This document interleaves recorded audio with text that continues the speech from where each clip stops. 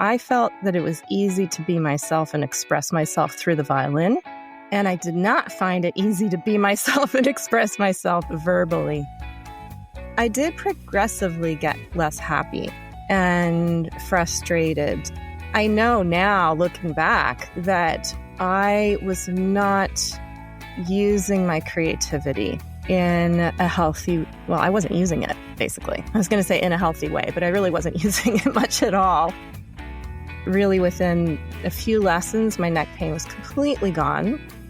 But not only that, everything else in my body felt different and better and freer, more mobile, flexible, and I just was blown away by the change. I also started feeling happier very quickly. You said it was very easy and also very difficult. And I'm like, oh no, that sounds very challenging for me. I could teach you right now really quick if you want. Go on then. You know, I can do it in a way that anybody listening can do it too. Yeah, that would be lovely. Hi, I'm Claire. For this podcast, I chat with people who have found or refound their creativity as adults. We'll explore their childhood experiences of the arts, discuss how they came to the artistic practices they now love, and consider the barriers they may have experienced between the two.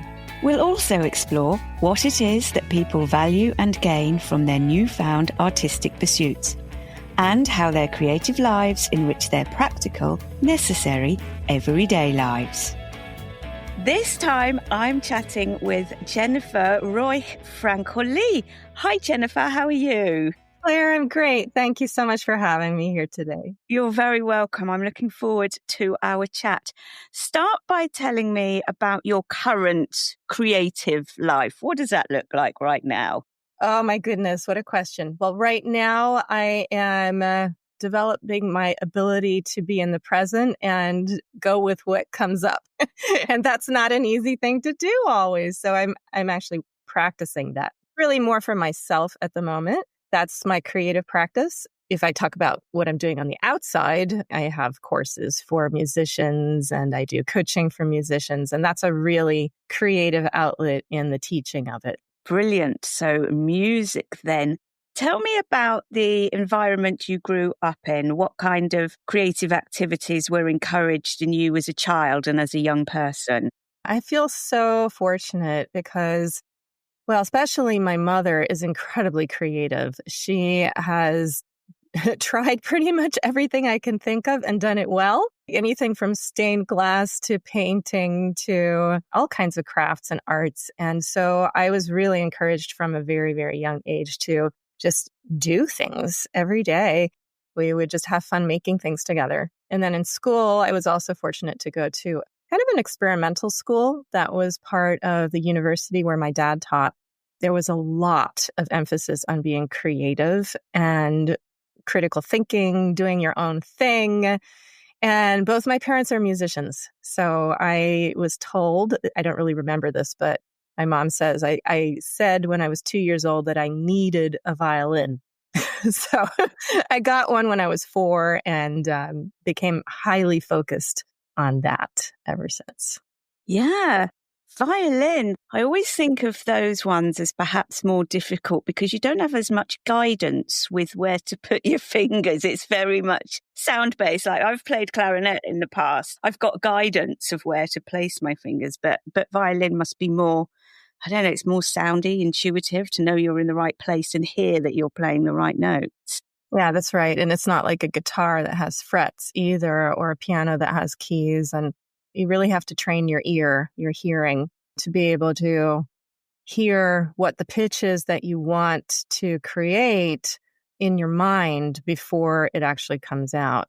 I took some Indian classical violin lessons some years ago as an adult. I gave up pretty quickly because it's a huge shift and I didn't have the time to practice it, basically. But one thing that I learned that fascinated me is that they aren't even allowed to play an instrument until they've learned how to sing first. And part of the training in singing, big part of it, is to be able to hear what you want to sing.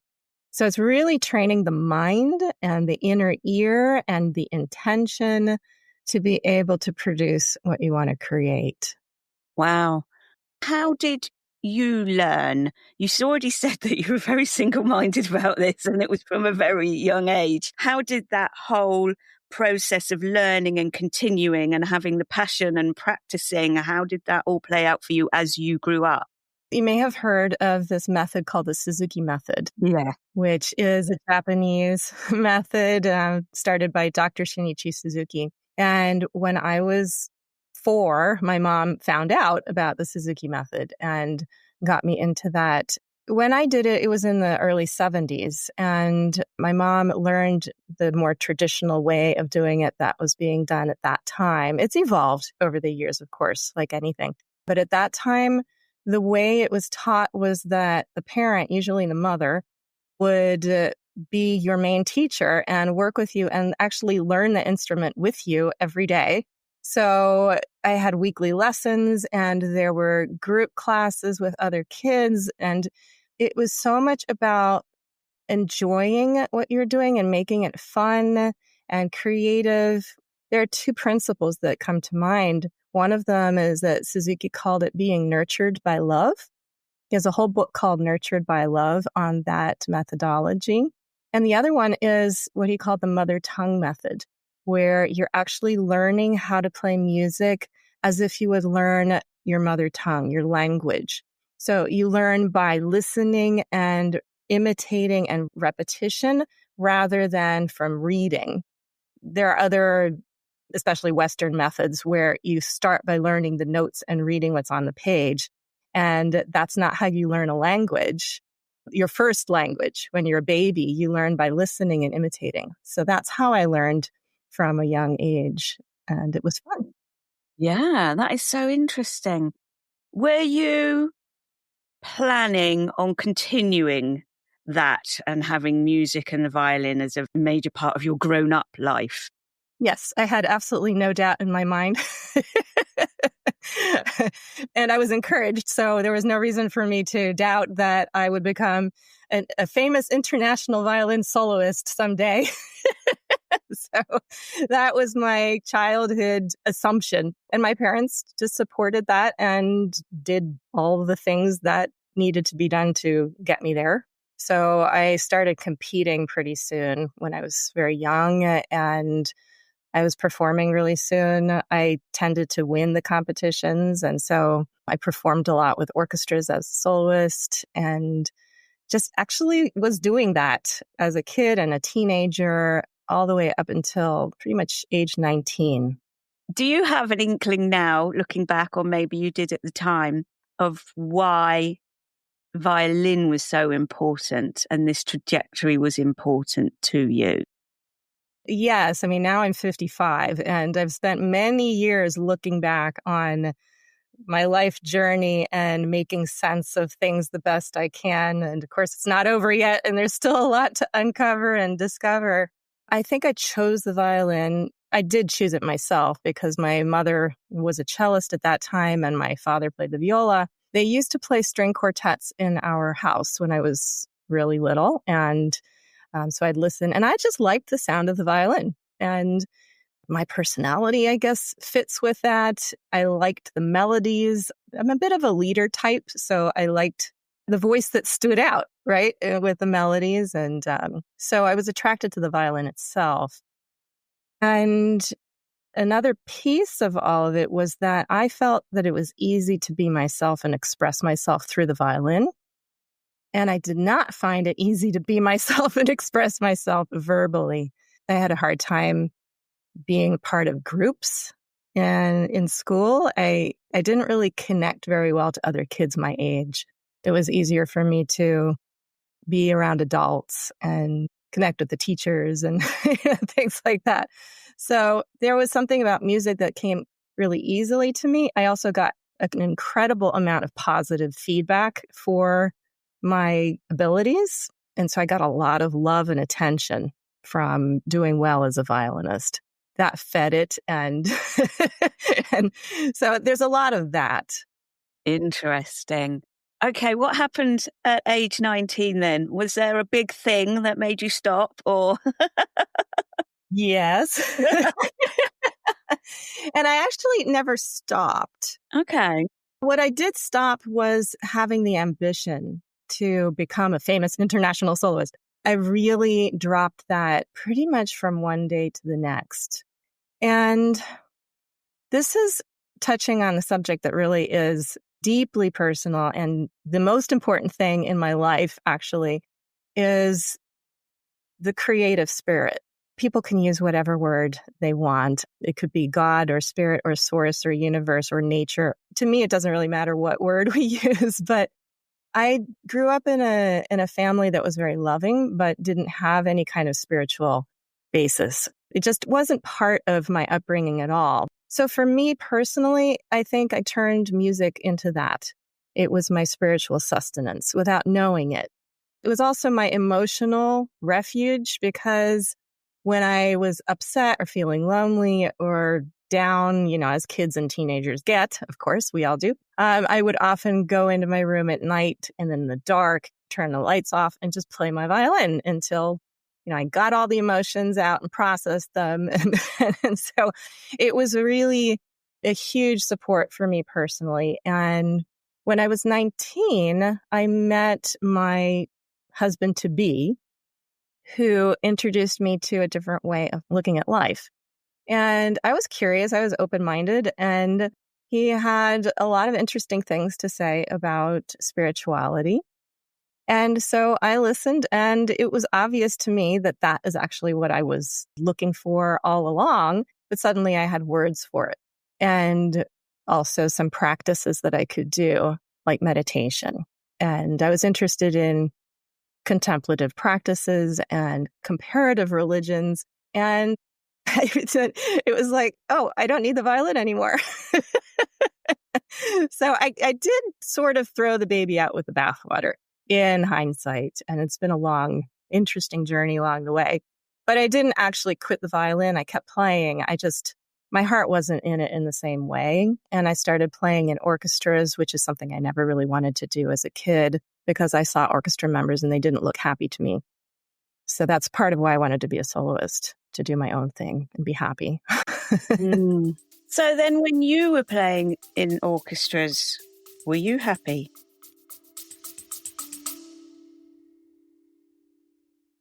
Do you have a product, service, or event that Creativity Found listeners would like to hear about? For an affordable, pre-agreed fee, I will record for you a short piece of promotional audio that can be added to the beginning of or partway through every episode of Creativity Found for a fixed period of time. Contact Claire at creativityfound.co.uk to book your slot, or use the link in the show notes to book a call with me. No. Well, I guess it's yes and no. Yeah, there's so much there. I never had any performance anxiety. I always had performance excitement. I played at Carnegie Hall 2-3 times twice, I think, before I was 20. I've since played more times than that. But even that, I didn't get nervous being a soloist at all. But the first real orchestra job that I won an audition for, the opening that they had at that time was for a position in the back of the second violin section. So I won that audition and ended up in the back of the seconds.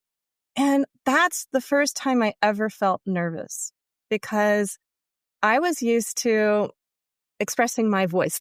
And in this situation, I, of course, went to conservatory and learned how to be a good orchestra musician. And I was playing in orchestra since the time I was 7. So I knew I wasn't supposed to stick out. I was taught if you can hear yourself, you're playing too loud. So there was a lot of trying to make myself quieter and smaller. And it just was really hard for me to adapt to that.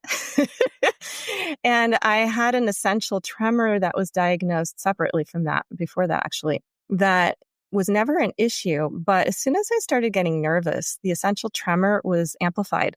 So my bow would start shaking really hard. And then I was worried that people could tell that I was nervous and that made it worse. So no, I didn't really enjoy that very much. but I have had many absolutely wonderful and transcendent experiences playing in orchestras. I will say that. It's not all been negative, but on the whole, it's not really my thing. Very gradually, I became less happy. And part of it had to do with feeling somewhat isolated from other people like me. And I felt that it was getting harder to connect with people on a deep level. There are a lot of reasons for that, and I can't really go into all of them right now here, but I did progressively get less happy and frustrated. I know now, looking back, that I was not using my creativity in a healthy, well, I wasn't using it, basically. I was going to say in a healthy way, but I really wasn't using it much at all. In fact, when I started getting more interested in spirituality, I adopted what I now think are some really kind of messed up ways of thinking about it, where I already had some kind of a mind-body split, where I had this assumption that mental activities or intellectual activities or like reading, I was a bookworm. All I did was play the violin and read books. And so I had this prejudice against so-called physical activities like sports and things. My brother was the one that was great at sports. He did all the physical things and he had tons and tons of friends. And I was the more introverted, quiet, artistic one that was reading books all the time. And so in my mind, I had a really unhealthy way of thinking about that. Like there was something better about being in your head. And that worked for me as a violinist, the way I was doing it. I never thought of playing the violin as a physical activity, which might seem weird to someone from the outside because immediately you start moving your arms if you're thinking about a violinist. But I didn't think about it that way. It was all about the ideas and taking those creative ideas into the violin and out with music. The fingers and arms were important and I had to learn skills, but they didn't seem important to me. And so I know now, we can talk in a bit about the Alexander technique, how I got into that. That kind of cured me of that unhealthy mind-body split idea, the belief that there is a difference between the mind and the body, or that they're separate, because they really can't be separated. But I was doing my best to separate them for not good reasons. And also spiritually, I had the totally wrong idea that the body wasn't important. And so, meditation is important, but that was more the mind and the spirit, but not the body. So one day, really from one day to the next, I got neck pain. And it was really weird because my older son, who was, I think, about 4 at the time, was complaining of neck pain for the 2 weeks before that. I told him, oh, don't worry about it. It's nothing. But finally, I had to take him to the doctor. The doctor said, don't worry, it's nothing. Just make sure he keeps moving it and massage it a bit. The next day, his neck was totally fine. And mine started doing exactly the same thing. And mine didn't go away, even though I told myself it's nothing, just keep moving it and massage it. Nothing worked. I went to doctors. I went to a chiropractor. I did massage. Nothing helped. And that's when I really think it was like divine intervention at that point, because I was really quite unhappy having this pain.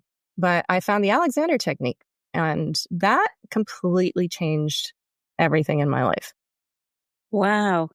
Do explain to us what the Alexander technique is in as succinct a manner as you can. And I'm guessing you were looking for something because nothing was working with this pain. The pain would not go away, and I needed help to make it go away, and nobody was being able to help me. And it was really not such a big deal, except that I couldn't turn my head to the right. Well, I'm in America, so I need to look to the right to look into the backseat of the car, right, to see my kids. And other than that, I sort of had no problem living with it, but I had to fix it. And I had a good friend who insisted that I had to try the Alexander technique again. I had tried it twice before, like a decade before that, and maybe a year before, and I didn't really like it. I thought, this is not for me. But she insisted. She said, you have to try it again. I know you would love it. You just need to find the right teacher. And so I didn't have anything else to try. So I said, okay, I'll try it one more time.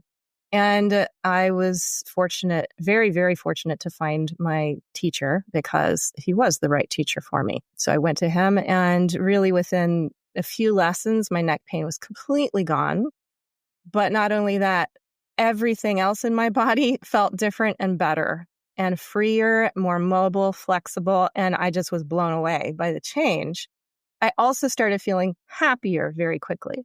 So it was very, very mysterious to me what was going on. So I took more lessons and ended up training as a teacher in this mysterious thing. So you probably want to know what this mysterious thing is now. Yes. Especially after you've just said what wonderful results it gave you.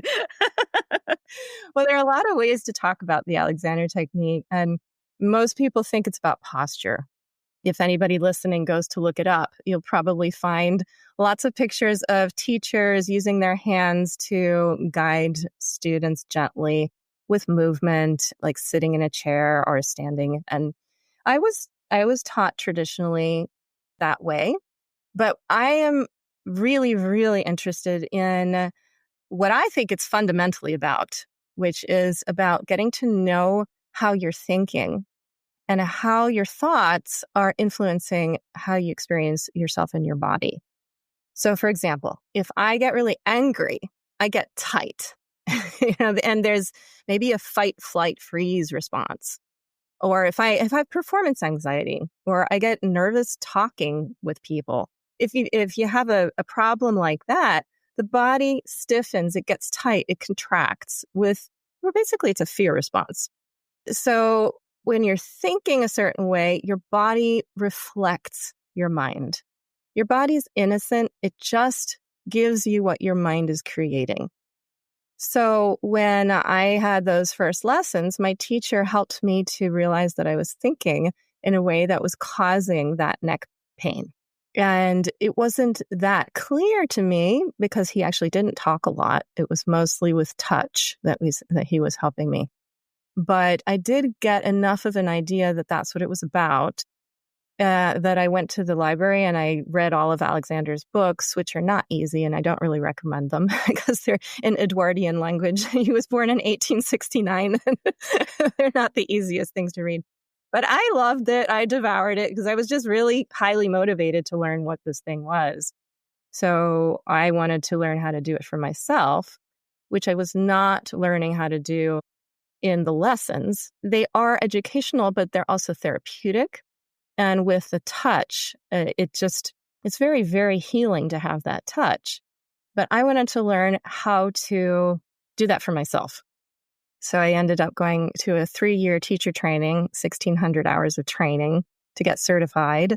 And then I started using it to help musicians.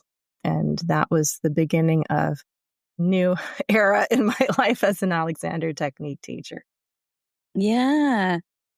And tell me then, is that what allowed you to pick up the violin in the way you wanted to again, like the solo work? Was that all connected, do you think?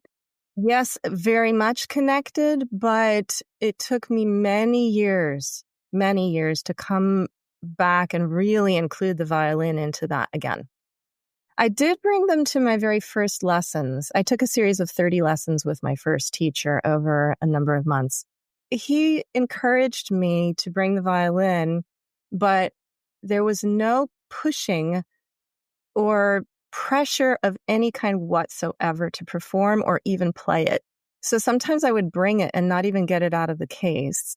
There were a couple lessons that were completely life-changing in terms of the violin. And one of them, it was towards the beginning of the lesson, and I got the violin, or I think I was going to get the violin out. I'm trying to remember now.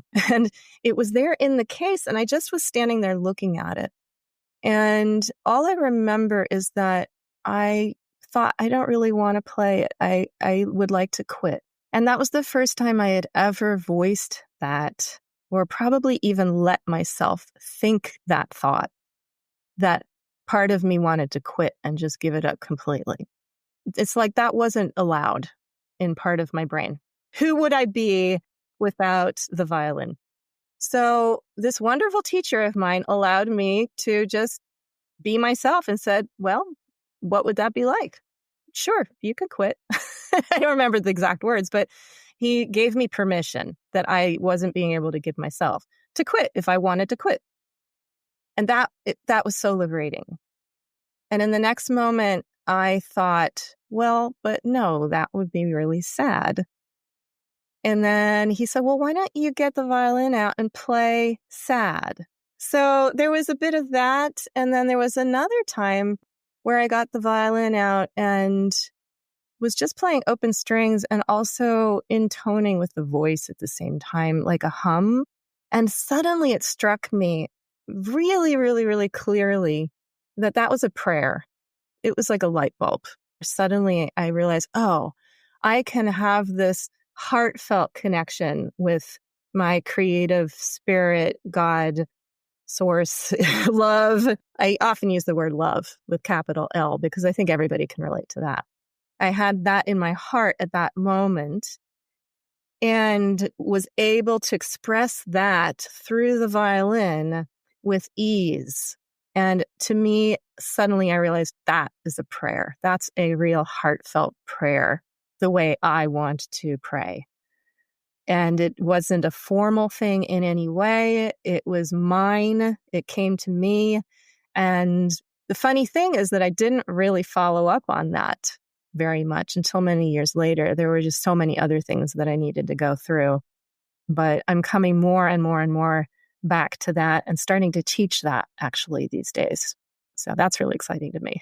That's coming full circle in an even bigger way than doing the solo stuff. And I did do some of that again to answer your question. And I did make a solo MP3 CD during the pandemic. That was my project. So I did come full circle with the performing as well. I was going to ask about the follow-up because it seems it's a very big event that happened for you. And then that doesn't necessarily mean that you skip out and you just start embracing this whole new you. I can imagine that would be quite a lot to cope with and would take some time to figure out. You said at the beginning about being open to your own creativity. And so tell me about now, how you feel now, how you embrace what you want to do creatively or spiritually, or about the Alexander technique. And then touch on, if you can, if you have any thoughts for the future or aspirations for the future. Yes. Well, like I started today, you asked me what I'm doing today. Yeah.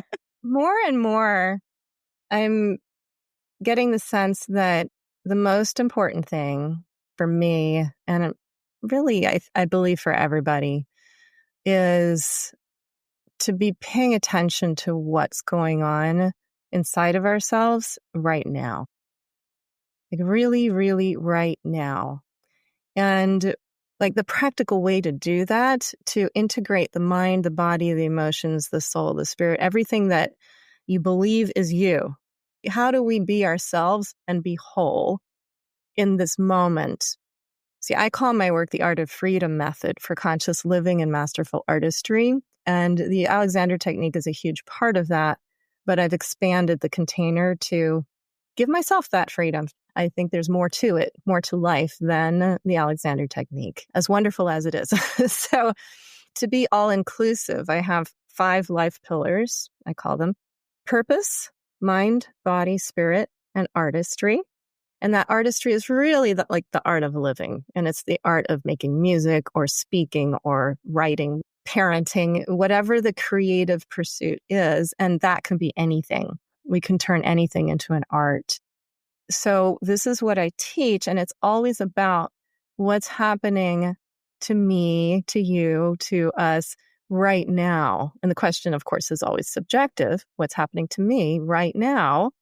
And that means shifting our curiosity shifting our attention to wonder with childlike, open wonder to what am I noticing about, we can start with the body right now. It's like, what am I noticing about my body?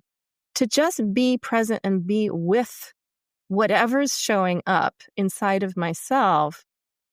Then there's a process that I teach based on actually, it's called Primal Alexander. My partner is the creator of a new kind of modality of Alexander technique that doesn't require touch.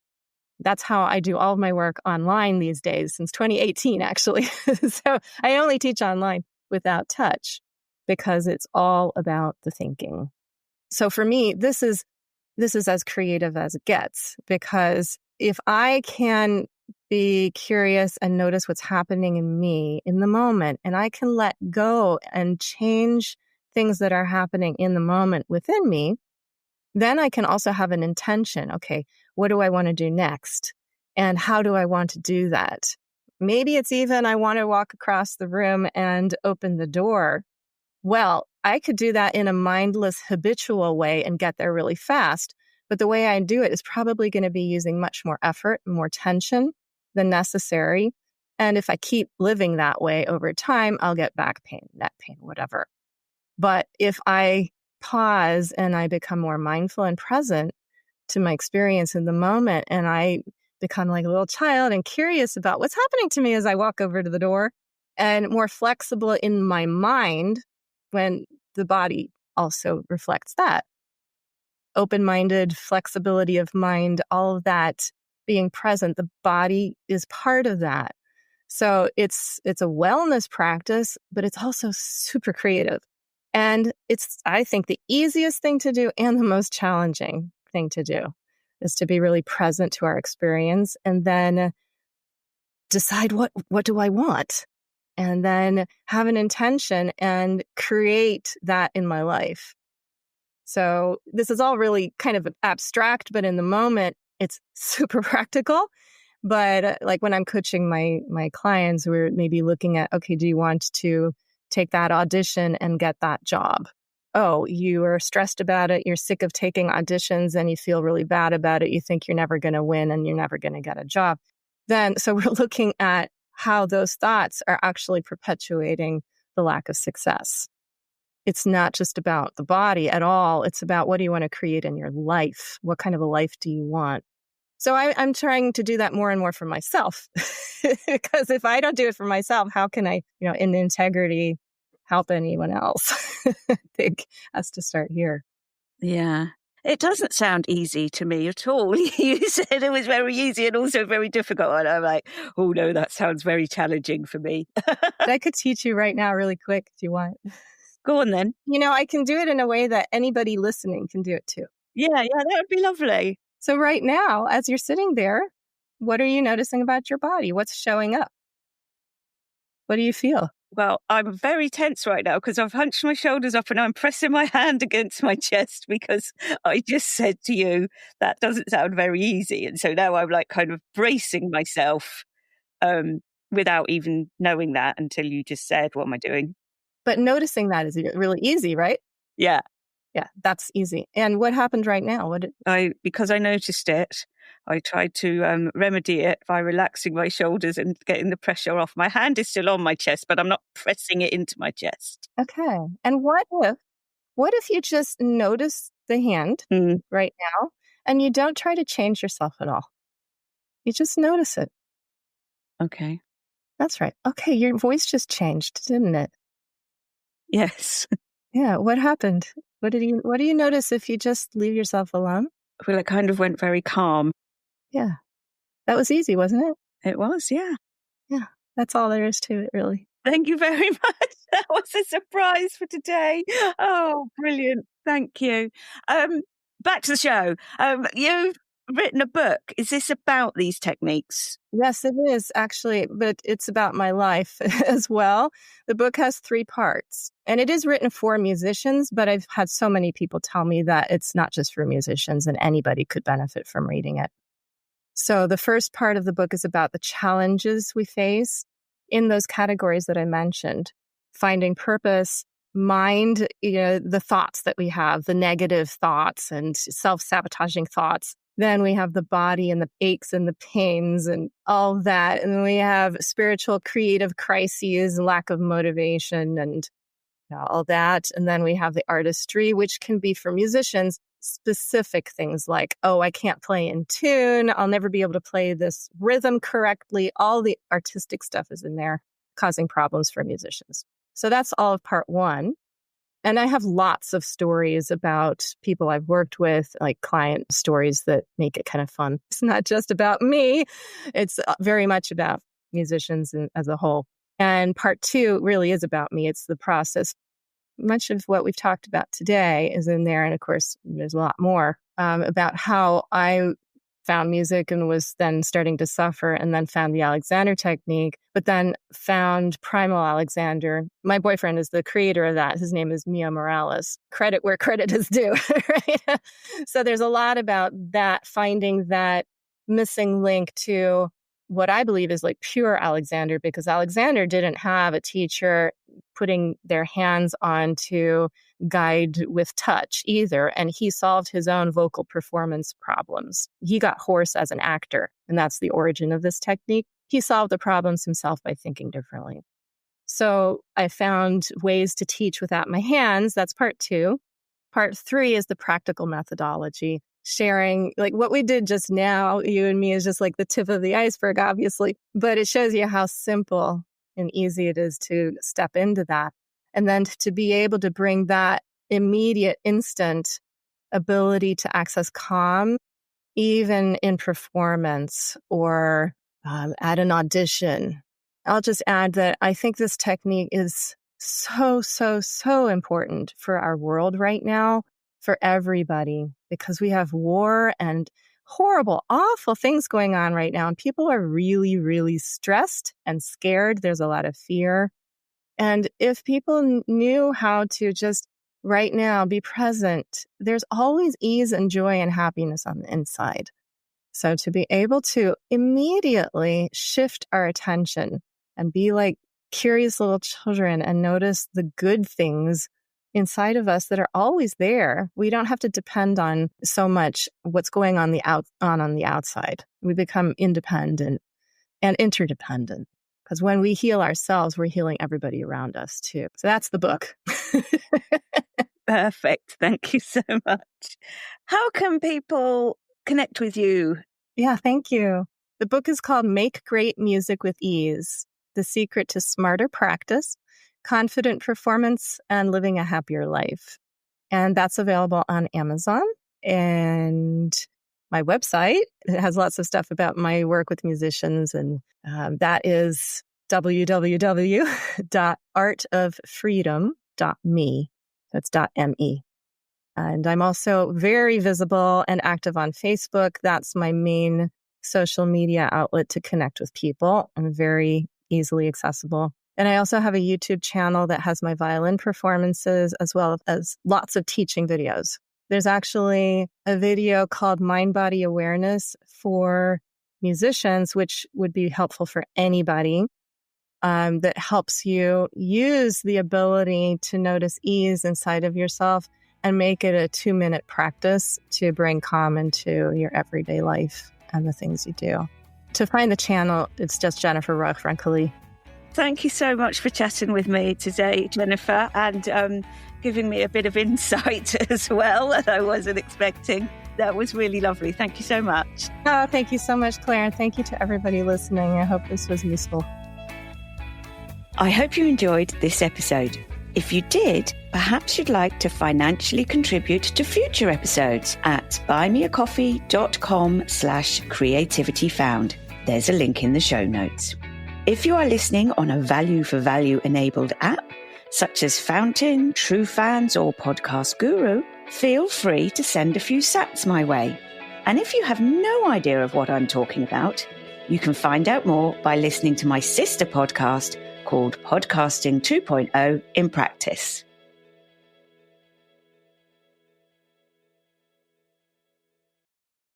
If you'd like to help me out with some financial support for Creativity Found, you can make a one-off payment or start a subscription from as little as £1 or $1 by visiting buymeacoffee.com/creativityfound. There is, of course, a link in the show notes.